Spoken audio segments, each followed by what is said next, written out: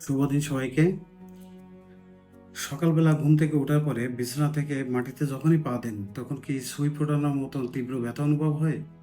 তাহলে ভিডিওটা আপনার জন্য।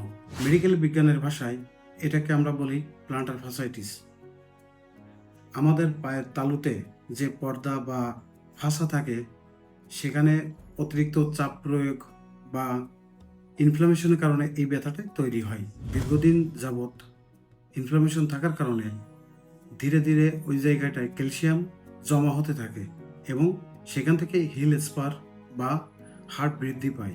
অনেকেই এটা উল্টো ভেবে বসে যে হাড় বৃদ্ধির কারণে হয়তো এই ব্যথাটা তৈরি হচ্ছে এবং দীর্ঘদিন যাবৎ ব্যথার ওষুধ খেয়ে ভুল করে। আসলে কথাটা হলো হাড় বৃদ্ধির কারণে ব্যথাটা তৈরি হচ্ছে না, ইনফ্লামেশনের কারণেই হাড় বৃদ্ধি পাচ্ছে।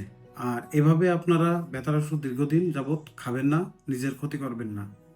আপনাদের ঘরোয়া দুটো পরামর্শ দিই, এগুলো মেনে চললে আশা করি অনেকটাই সুস্থ থাকবেন। পেইন কিলার না খেয়েই আজ থেকে এই দুটো কাজ করুন, আশা করি অনেকটা উন্নতির দিকে যাবেন। প্রথমেই ঘুম থেকে উঠে আপনারা মাটিতে পা না দিয়ে বিছানায় বসে পা সোজা রেখে পায়ের আঙুলটা নিচের দিকে টান দেবেন। স্ক্রিনে দেখতে পাবেন। এভাবে দিনে 3 বেলা করুন, আশা করি আগে থেকে উন্নতি বোধ করবেন।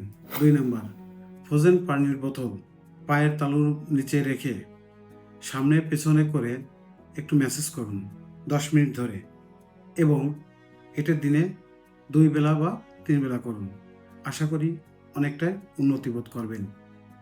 অতিরিক্ত বেশি সমস্যা মনে হলে যে কোনো ফিজিওথেরাপি সেন্টার বা চিকিৎসকের পরামর্শ নেবেন। ধন্যবাদ।